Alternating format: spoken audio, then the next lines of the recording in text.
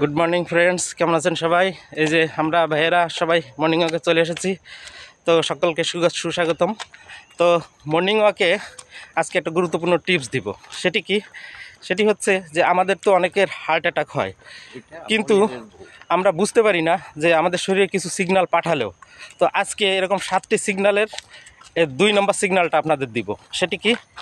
সেটি হচ্ছে আপনার যদি কোনো কারণ ছাড়া হঠাৎ করে যদি দেখেন ইজি ইজি ফ্যাটিজিবিলিটি, মানে অল্পতেই যদি আপনি হঠাৎ করে ক্লান্ত হয়ে যান, মনে করুন আগে যেমন ছিলেন, এখন দেখা যাচ্ছে একটু কাজ করলেই, একটু হাঁটলেই বা এক সিঁড়ি পার হলেই আপনি ক্লান্ত হয়ে যাচ্ছেন, আপনার শ্বাসকষ্ট শুরু হচ্ছে, তখন কিন্তু এটাকে আপনি অবহেলা করবেন না।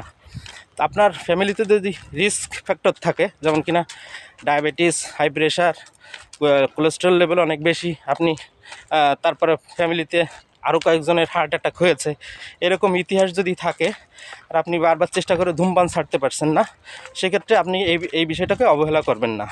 আর যখন আপনার এই ইজি ফ্যাটিজিবিলিটি দেখা দিবে, তখন আপনার বুঝতে হবে যে আপনার শরীরের যে হার্ট আছে এর ফাংশানে কোথাও কোনো গণ্ডগোল হচ্ছে, আগে ছিল না, হঠাৎ করে এরকম কেন দেখা দিবে।